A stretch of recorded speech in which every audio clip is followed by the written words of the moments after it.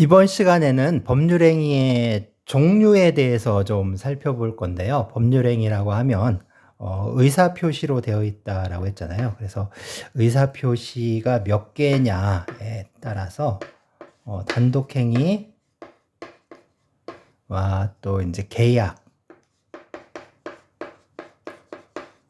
그다음에 여기에 이제 합동행위라는 걸 또 얘기하시는 분들이 계세요. 합동행위, 이렇게 이제 법률행위를 이렇게 이제 구분하는 현해가 있는데, 먼저 단독행위는 의사표시가 하나인 거예요. 의사표시의 수가 하나의 의사표시로 성립하는 법률행위다. 그러니까 이제 일방적인 의사표시만으로 법률 효과가 발생을 합니다. 그렇지만 계약은 두 개 이상의 의사표시가 필요한데요.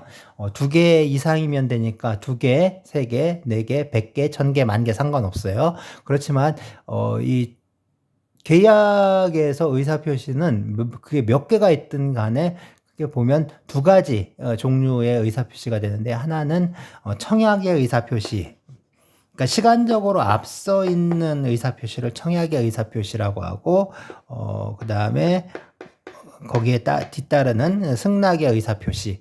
그래서 청약의 의사표시와 승낙의 의사표시로 나눕니다. 그리고 이 청약의 의사표시와 승낙의 의사표시가 서로 일치하는 거, 합치하는 거. 그래서 그거를 합의라고 할 수가 있겠죠. 의사표시의 합치. 그래서 합의에 의해서 이제 계약이 성립이 돼요. 그러니까 계약은 2개 이상의 의사표시, 즉 청약과 승낙의 의사표시로 이루어진 법률행위다라고 볼 수가 있습니다. 자, 단독행위는 일단 계약이 그렇고, 단독행위는요. 그래서 일방적인 의사표시라고 했으니까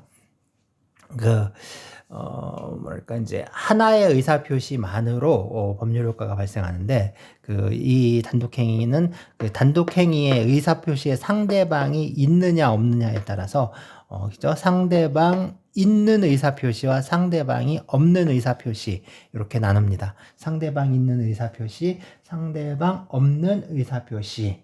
그래서 이제 상대방이 있는 의사표시는 의사표시가 그 상대방에게 딱 도착해야 돼요. 도달해야 되는데, 상대방 없는 의사표시는 그냥 겉으로 딱 표시행위가 있으면 바로 효과가 발생해요. 상대방이 있는 의사표시는 그 상대방에게 의사표시가 도달해야 효력이 발생합니다. 자, 계약은 말씀드렸죠. 청약의 의사표시와 승낙의 의사표시로 이거의 합치에 의해서 성립하는 법률 행위를 말합니다. 그래서 이 계약은 이제 어디든 쓸 수가 있는데, 주로 민법에서는 이제 채권 계약을 계약이라고 많이 부르는 경향이 있어요. 그리고 어떤 물권 계약 있죠. 물권 계약은 그 합의라는 용어를 많이 쓰고요. 물권적 합의. 그 다음에 가족법상의 계약, 예컨대 혼인이라든가 입양이라든가 이런 것들, 이거는 또 협의라는 표현을 또 많이 씁니다. 그래서 협의, 합의 이런 얘기를 하는데, 어쨌든 원칙적으로 모두 계약이에요. 계약에 해당합니다. 자, 세 번째는요, 이 합동행위라는 건데, 합동행위가 뭐냐? 이거 역시 의사표시의 수가 2개 이상이에요. 2개 이상. 2개 이상의 의사표시가 서로 합치하는 건데, 계약은 청약과 승낙이 서로 청약을 하고 승낙을 하는, 서로 대립하는 의사표시이다라고 이해를 하는 거예요. 대립하는 의사표시. 청약과 승낙이라는 서로 대립하는 의사표시의 합치에 의해서 이루어지는 거라면, 합동행위는 공동의 목적을 위해서 서로 협력하는 관계에서의 의사표시, 그래서 공동의 방향을 같이 하는 의사표시다 라고 이해를 합니다.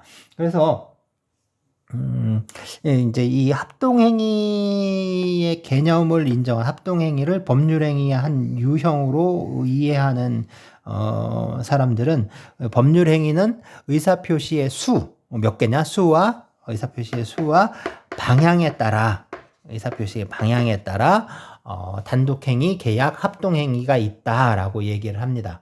그렇지만 이 합동행위를 부정하는 견해가 있거든요. 합동행위라는 거는 의사표시의 어떤 그 법률행위에 독립한 유형으로 볼 수가 없어라고 이해하는 견해에 의하면 그러니까 법률행위란 의사표시의 수에 따라 단독행위와 계약으로 나눈다. 합동행위는 뭐냐? 합동행위도 일종의 계약이다라고 보는 거예요. 일종의 계약이다. 그래서 합동행위를 독립한 법률행위로 인정할 것이냐, 뭐 인정하는 견해가 있고, 그 다음에 부정하는 견해가 있습니다. 그래서 이걸 인정하는 견해와 부정하는 견해가 있는데, 긍정설과 그죠? 긍정설, 네, 이제 부정설 이렇게 이해할 수가 있겠죠. 긍정설과 부정설.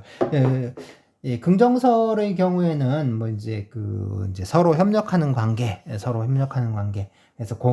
독립한 목적, 어떤 공동의 목적을 실현하기 위해서 서로 협력하는 관계에서 있는 거다라고 합니다. 그래서 합동행위에는 그 통정 허위 표시에 관한 나중에 이제 보게 될 거예요. 민법 제 108조. 그 다음에 자기계약 쌍방대리 금지에 관한 124조가 적용되지 않는다. 뭐 그렇게 얘기를 합니다. 그런데 이제 사실은 부정설에 의하면 합동행위라는 건 일종의 계약에 불과하다. 합동행위가 뭐가 있느냐? 이거 사단법인 설립하는 행위밖에 없다는 거예요. 단체 설립 행위. 그러니까 단체를 설립하는 행위 하나 있는데 그 하나를 위해서 굳이 어떤 법률 행위의 새로운 유형을 인정할 필요가 있는가라는 거죠. 그래서 그건 사실상 계약에 불과하다. 그리고 의사표시의 방향이 다르다고 하는데 공동의 목적을 위해서 서로 협력한다? 사실은 계약도 서로 공동의 목적을 위해서 협력하는 관계예요. 매매계약 같은 경우에 그렇잖아요. 소유권 이전을 위해서 서로 협력하는 관계인 거죠. 그죠? 공동의 목적을 위해서 서로 협력하는 관계, 역시 계약도 마찬가지고, 이 방향이라는, 의사표시의 방향이라는 거는 결국에 그냥 비유적 묘사에 불과하다라고 봅니다. 그래서 이 부정하는 견해들이 좀 있어요. 네, 부정하는 견해들이 좀 최근에는 우세하지 않나. 합동행위를 사실 좀 인정하지 않고 계약의 일종으로 보는 견해들이 좀 우세한 것 같다라는 생각이 들어요. 다음으로는 요식행위인데요. 요식행위, 요물행위. 이렇게 써요. 요식행위, 요식. 그 다음에 요물행위는 네. 요물행위. 요식행위와 요물행위 이렇게 말해요. 요식행위는 뭐냐면은 자, 의사표시만으로는 부족한 거야. 의사표시만으로는 좀 부족해요. 그래가지고 뭔가 특정한 방식이 요구가 되는 거예요. 방식이 요구되는 거. 그것을 요식행위라고 합니다. 예를 들어서 이제 그 가족법상의 행위들이 요식행위가 좀 많거든요. 그래서 이제 우리가 결혼이라고 많이 얘기를 하잖아요. 혼인은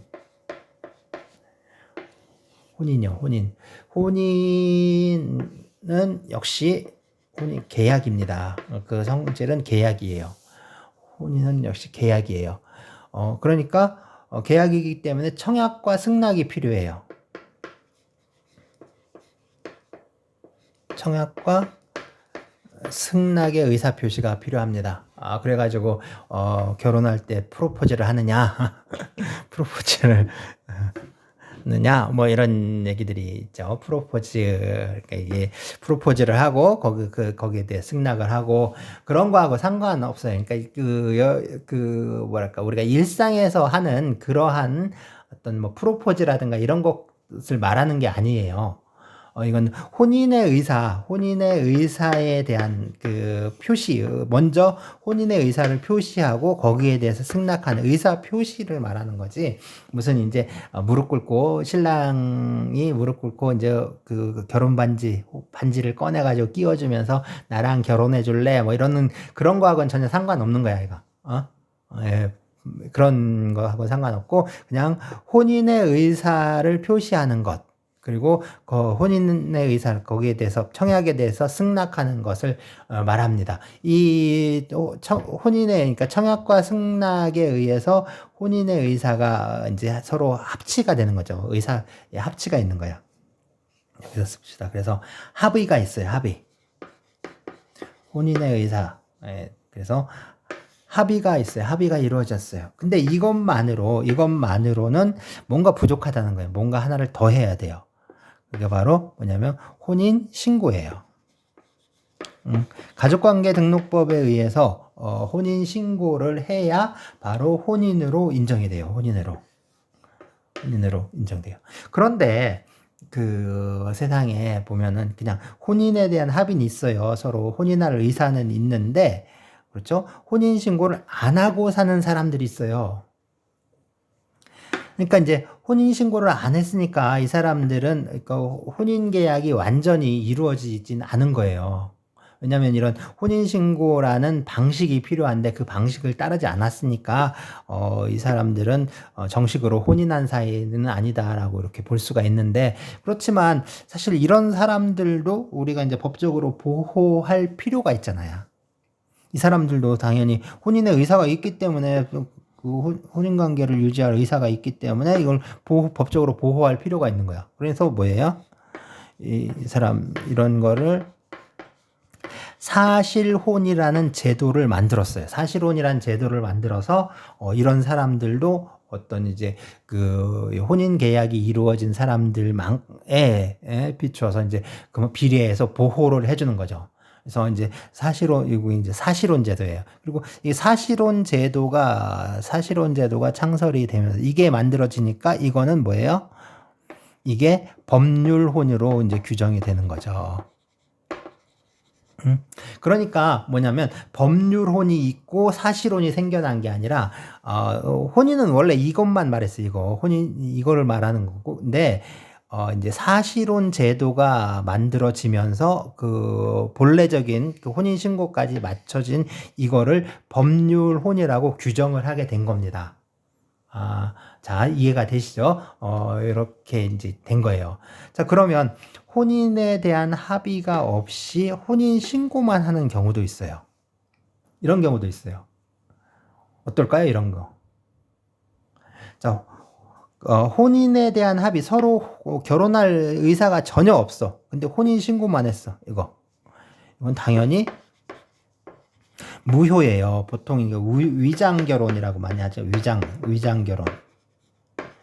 위장혼, 가장 결혼 뭐 이렇게 위장 결혼, 가장 결혼 이렇게 하는데 이거는 아무런 효력이 없어요. 효력이 없어요. 이거 법률적인 효력이 없습니다. 무효예요.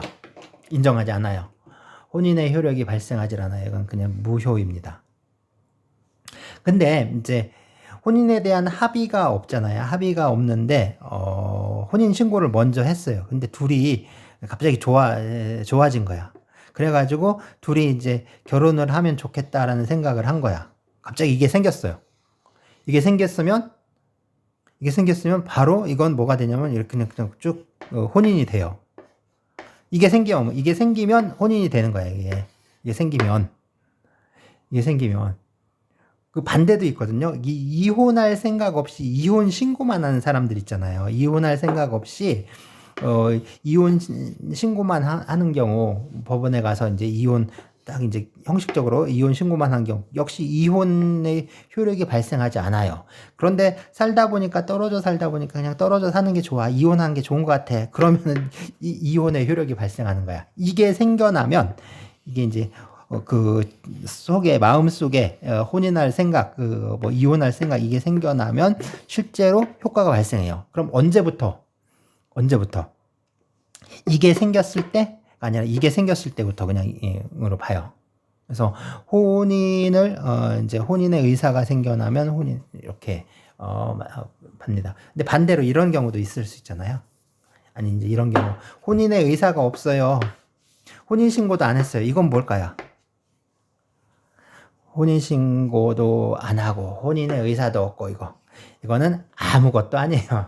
이거는 우리가 살아가면서 만나는 수많은 사람들과의 관계는 다 이런 관계죠.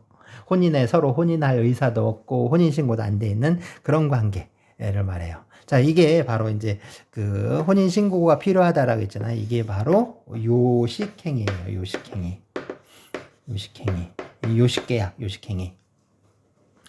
그러면 이게 이제 요식계약이니까 이제 이런 특정한 방식이 요구된다고 해서 요식계약인데 요식행위, 요식계약. 그러면 이런 게 필요하지 않은 거 당연히 그러면 뭐겠어요?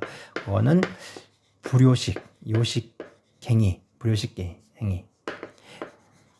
자, 계약의 경우에는 불요식 계약이라는 말도 쓰는데 이게 이제 청약과 승낙이 있잖아요. 청약과 승낙이 있는데 승낙. 그래서 청약을 하고 또 이제 상대방이 승낙을 하면 바로 계약이 성립하는 거야. 그래서 승낙이 있으면 계약이 성립한다라고 해서 낙성 계약이라고 해요. 승낙에 의해서 성립하는 계약. 그래서 낙성 계약이라고 해요. 이게 이제 불요식 계약을 말하는 거예요. 낙성 계약. 요식행위에서 불요식행위로 이렇게 발달한 그래서 어떤 이제 법의 역사를 보면은 이 요식행위가 많았어요. 원래는 상당히 그 요식행위에서 이제 그 불요식행위로 좀 발전하는 과정을 거칩니다. 그래서 지금은 이제 대부분 계약은 이제 불요식 계약입니다. 불요식 행위고 아주 특정한 경우 뭐 이제 주로 이제 가족법상의 행위들에 이런 게 많은데 그래서 이런 요식행위가 좀 남아있고 지금은 이게 이제 오히려 대세를 이루고 있죠. 그래서 고대로 가면 이게 대부분 요식행위였어요. 그래서 지금은 부동산 매매 계약을 하잖아요. 부동산 매매 계약을 하면 청약과 승낙이 일치하면 부동산 매매 계약이 성립을 하게 되는데 그 전에는 그러지 않고 예컨대 이제 게르만법 같은 경우에는 이제 주택 매매 계약을 하는 경우에 이렇게 이제 울타리 안에 집이 있고 옛날에 이렇게 울타리가 있잖아요. 울타리가 있으면 울타리 대문이 딱 있고 대문 쌀문 있고 그러면 여기서 주인이 이제 집주인이 지팡이를 딱 들고 이걸 지팡이를 바깥으로 딱 던져요. 그럼 밖에 있던 사람이 그 지팡이를 딱 받는 거야. 캐치하는 거야. 지팡이를 딱 던져서 받아요. 이게 뭐냐면 이 집에 대한 어떤 그 지팡이가 우리 지팡이가 뭘 상징하냐면 권리를 갖고 있다. 이제 뭐랄까 권리 주체로서의 그 지위라든가 이런 것들 상징해요. 그래서 일종의 가장권, 가부장권이라고 하잖아요. 가장권, 가장으로서의 어떤 권한 이런 것들을 상징하는 의미가 있어요. 그래서 지팡이를 딱 던지면은 이게 딱 받는 거야. 그래서 우리 이제 뭐 10개라든가 뭐 영화 같은 거 보면은 그 모세 할아버지가 이렇게 긴 지팡이를 들고 있잖아요. 항상. 그래서 보면은 뭐 영화 같은 데 보면은 그 노인네들이 이런 지팡이를 딱 들고 있는 게 꼭 이제 몸이 약해가지고 지팡이에 의지해서 걷는다 그런 의미만 있는 게 아니에요. 이제 지팡이가 어떤 그 권한을 상징하는 거예요. 이제 그 가장으로서의 권한 또 지도자로서의 권한을 상징합니다. 그래서 황제라든가 이런 지금도 그렇죠. 이제 대대장이나 연대장 보면은 뭐 사단장 보면은 이런 지팡이 하나씩 들고 다니잖아요. 조그만 지휘봉 들고 다니잖아요. 그런 게 이제 거기서 유래를 한 것이다라고 볼 수가 있는 거죠. 이런 것들이 남아가지고 있는 거다라고 할 수 있어요. 그래서 게르만법에서는 이것처럼 어떤 집에 대한 권한을 이제 지팡이를 넘겨주면서 이제 이 매매 계약이 이제 성립하는 그런 이제 형식으로 또 이루어지기도 했습니다. 하나의 이제 요식행위인 거죠. 요식행위. 그리고 이제 이게 요식행위가 있다면 또 요물행위라는 것도 있어요.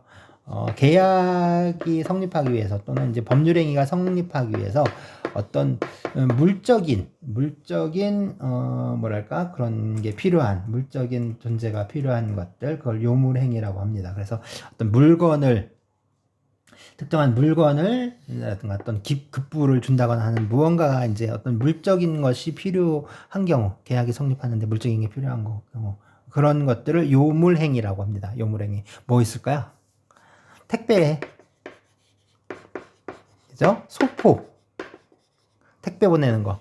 택배를 보내려면 어때요? 그냥 택배 보내는 물건을 맡겨야지 택배 계약이 성립하는 거예요. 소포 보내는 것도 마찬가지예요. 택배랑 마찬가지로.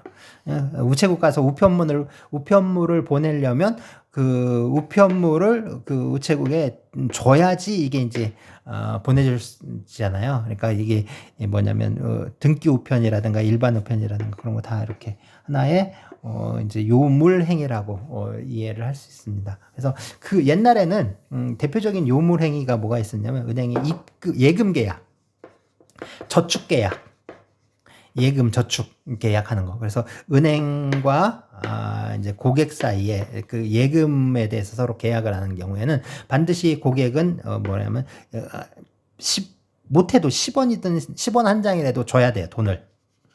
그래서 돈을 조금이라도 입금을 해야 예금 계약이 성립을 했었어요. 이게 이제 예금 계약이 뭐냐면 요물 계약으로 이렇게 되어 있었기 때문인데 지금은 아니죠. 지금은 그냥 이런 돈을 주지 않고도 예금 계약을 할 수가 있습니다. 그래서 계좌를 만들 수가 있죠.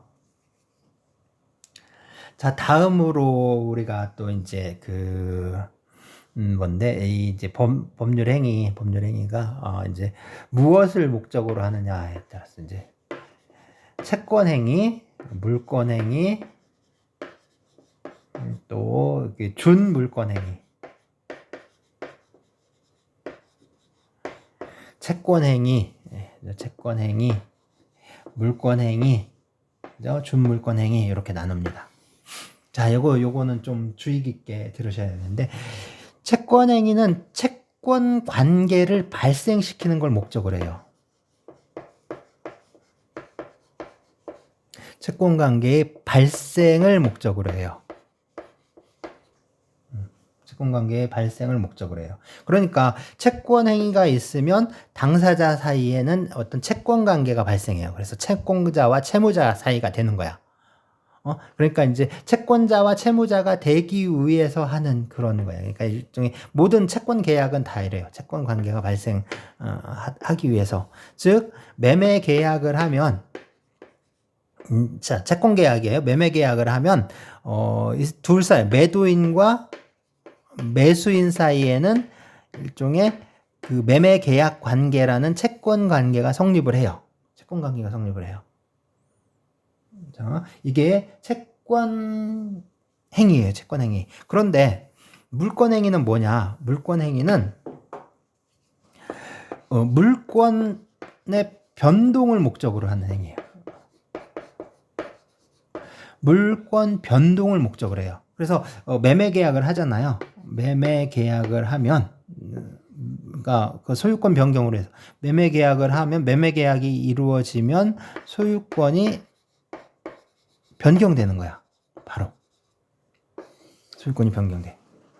그러면 채권 계약과 물권 계약이 조금 다르다라는 걸 알 수가 있죠. 그러니까 우리가 매매 계약을 하잖아요. 여기 좀 지우고 이렇게 봅시다. 채권 행위와 물권 행위 설명을 하기 위해서 매매 계약을 하잖아요. 매매 계약을 하게 되는데 이게 채권 계약에 의하면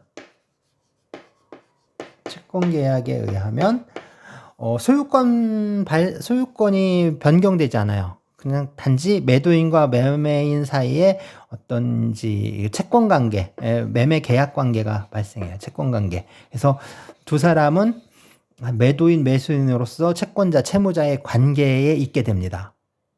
근데 이제 물권 계약을 하게 되면 자, 여기 이제 물권 계약이죠.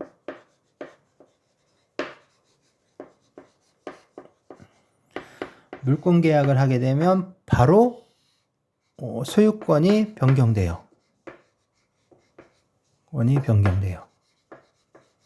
소유권이 변경되는 거예요. 소유권이 변경돼요. 소유권이. 이렇게 소유권이 변경돼요. 이게 소유권 변경이 일어나요. 그러면 이 채권 계약을 하면 소유권은 변동되지 않아요. 그럼 소유권 언제 변동되느냐? 채무를 채권 관계에 기해서, 이제 채권 관계에 기해서, 매매 계약에 기해서 채무를 이행을 했을 때, 바로 비로소 소유권이 변경되게 돼요. 채무를 이행했을 때 소유권이 변경됩니다. 그죠? 그러니까 이제 채권 계약을 하게 되면 두 사람, 그러니까 그 자체로 권리 변동이 일어나는 게 아니라 두 사람 사이에 어떤 채권자 채무자의 관계가 성립하고 그 채권자 채무자 관계에 의해서 채무자가 채무를 이행을 하게 되면 그때서 비로소 소유권이 변경되게 됩니다. 소유권이 변경되게 됩니다. 근데 물권 계약의 경우에는 어떤 이런 권리 의무에 문제가 생기지 않고 그 의무를 이행하는 문제가 생기지 않고 곧바로 소유권이 변경돼요. 그러면 우리가 매매 계약을 한다라는 것은 궁극적으로는 소유권을 변경하기 위한 계약인데 이 안에는 채권 계약과 물권 계약이 있다는 거죠. 채권 계약과 물권 계약이 있는 거야. 그죠? 채권 계약과 물권 계약이 있어요.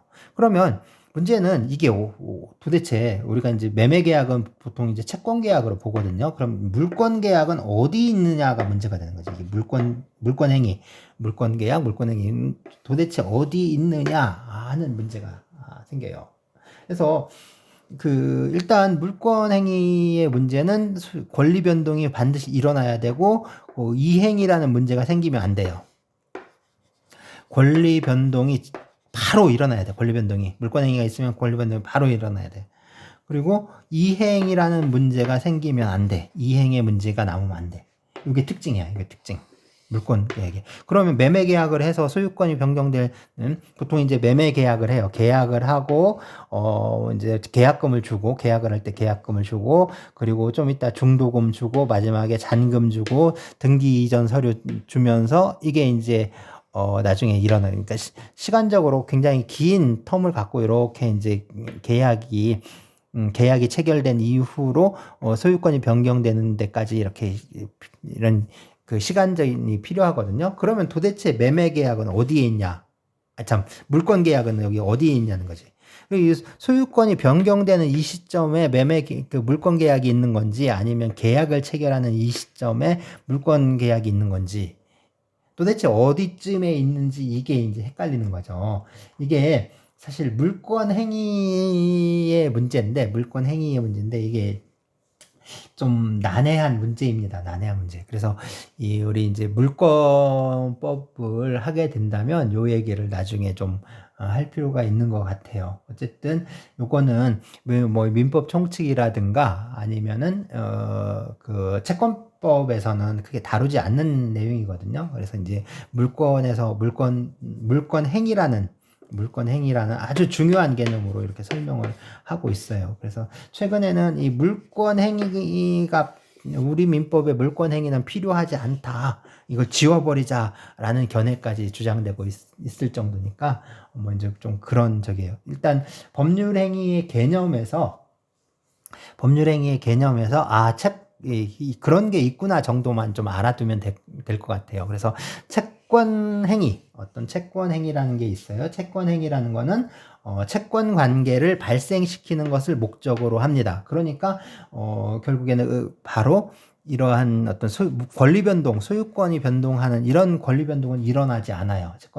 물권 변동이 발생하지 않아요. 그리고 물권 변동을 위해서는 이행이라는 문제를 만들어내요. 이행이라는 문제가 나와요. 그리고 이제 채권 관계가 발생하니까 채권자 채무자의 관계가 되니까 둘 사이에는 의무를 부담시키는 거예요. 그래서 다른 말로 이 채권 행위는 의무 부담 행위라고 합니다. 의무 부담 행위. 여기 의무 부담 행위라고 해요. 자, 물권 행위는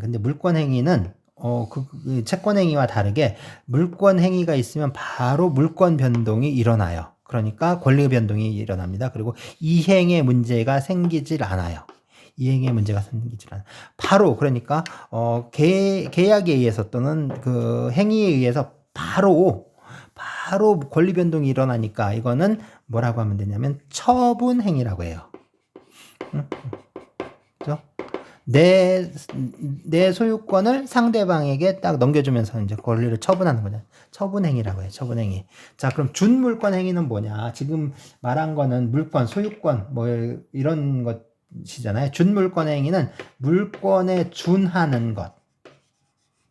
물권에 준하는 것들을 말해요. 그 물권에 준하는 뭐가 있냐면 이게 바로 지식재산권이라고 얘기했잖아요. 지식재산권과 관련된 것들이 바로 여기에 들어가요.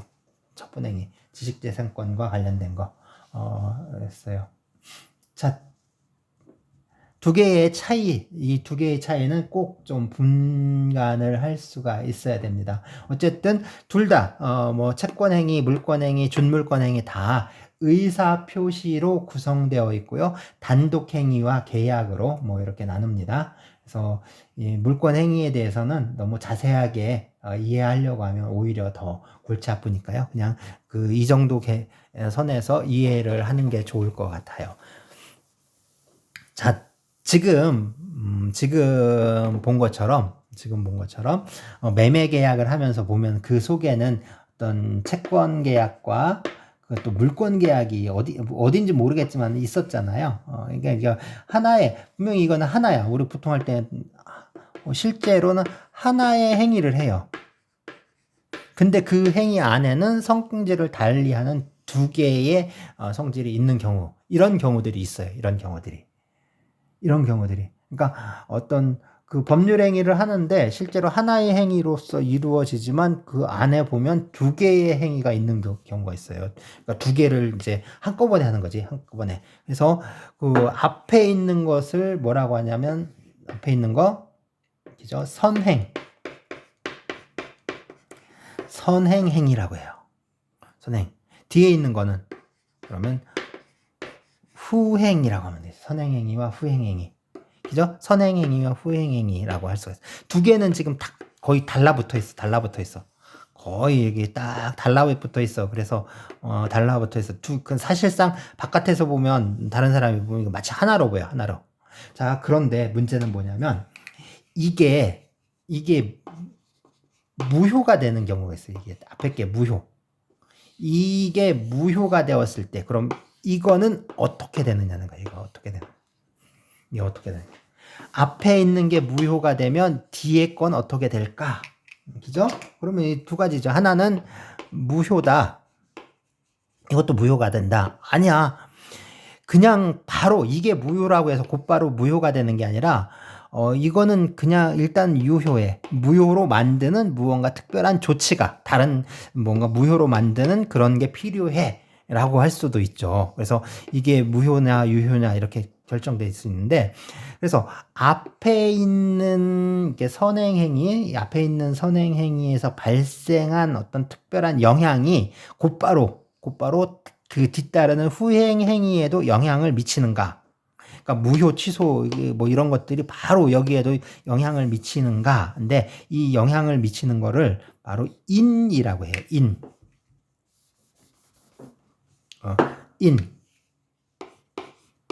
아마 이게 카우자인가 그럴 거예요. 카우자 뭐 이렇게 얘기를 할 거예요. 인. 이걸 인이라고 해요. 원인 할 때 인. 그죠? 인. 그래서 이게 무효이면 곧바로 이것도 그냥 동시에 같이 무효가 돼 버리는 거예요. 이건 인이 있는 거야. 그죠? 인이 있어. 이건 유인이죠. 인이 있다.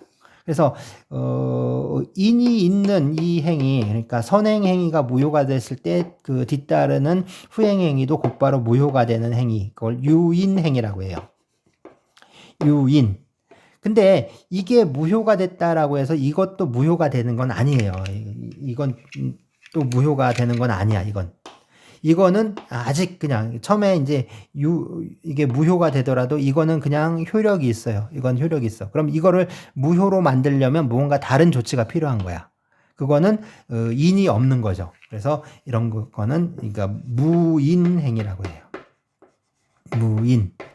그래서 이제 유인, 무인, 유인성, 이거 성질이라고 해서 유인성, 무인성, 뭐 이렇게 얘기를 많이 해요. 그래서 이거, 중요한 개념입니다. 유인성, 무인성. 이거 다음에 또 나와요. 몇 번 나와요. 그러니까 우리가 이제 민법을 공부하면서 이 유인, 무인 문제가 좀 많이 나와요. 이거는 좀 알아둘 필요가 있습니다. 어쨌든, 지금은 그냥 그런 게 있구나 정도에서 이해를 하고 뒤에 나올 때 이제 자세하게 공부를 할 필요가 있어요.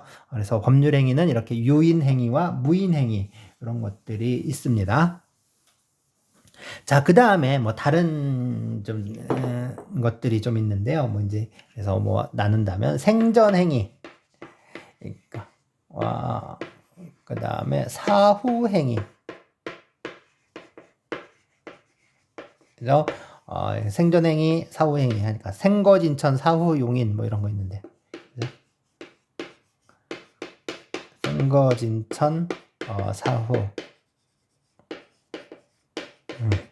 생거진천, 사후용인. 그죠? 재밌죠? 이게 이제 아는 분은 왜 이게 재밌는지 그죠? 이제 아시는 분은 이제 이게 왜 재밌는 건지 좀 알 수 있고, 그냥 모르시는 분은 이게 뭔 얘기인가 하시겠지만, 어쨌든 살아있을 때, 그다음에 죽었을 때, 살아있을 때, 죽었을 때 그래요.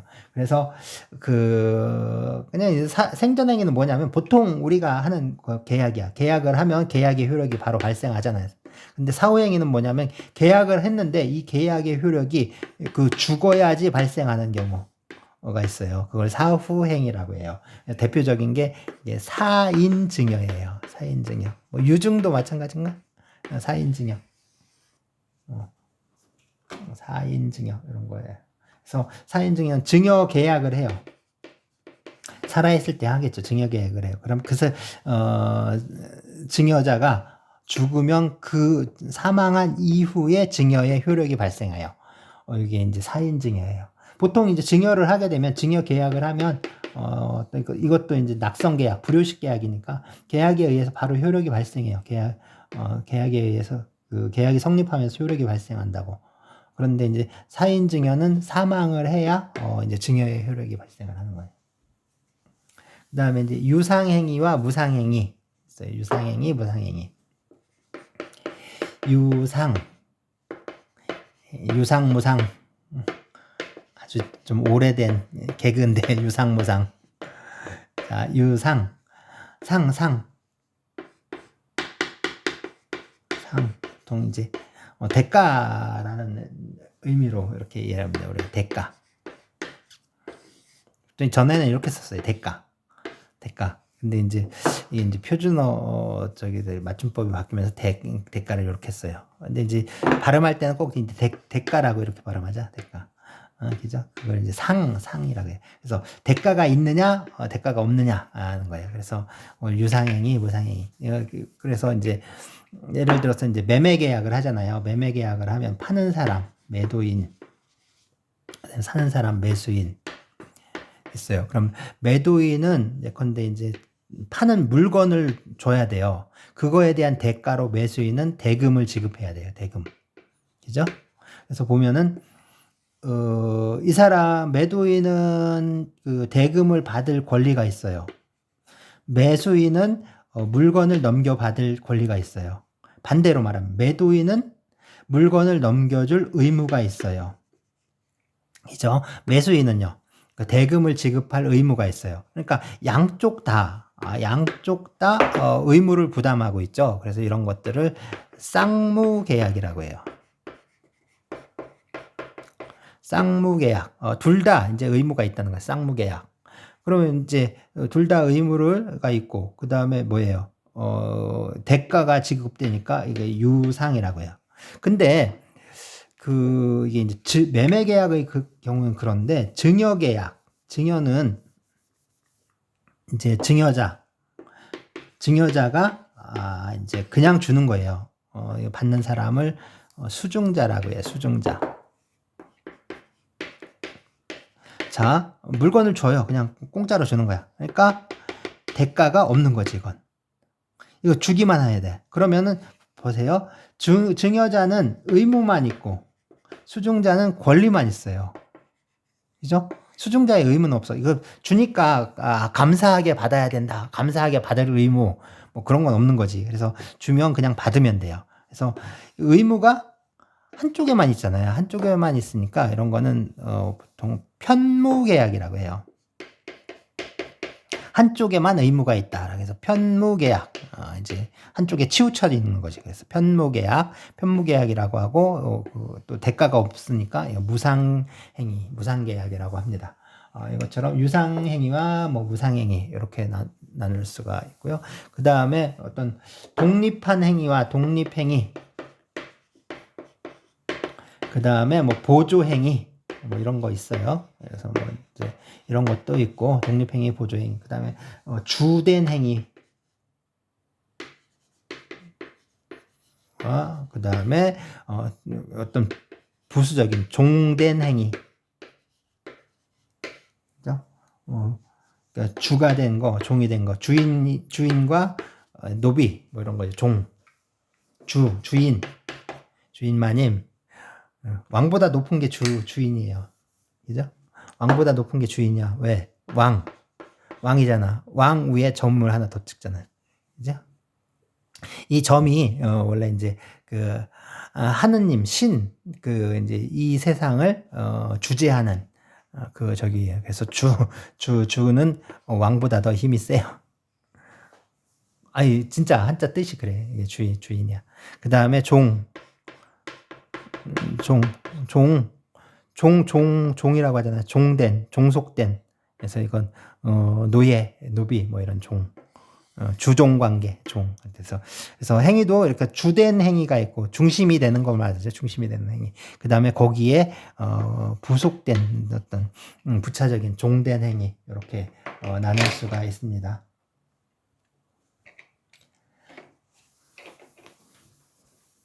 자, 그래서 오늘은 이번 시간은 여기까지 하겠습니다.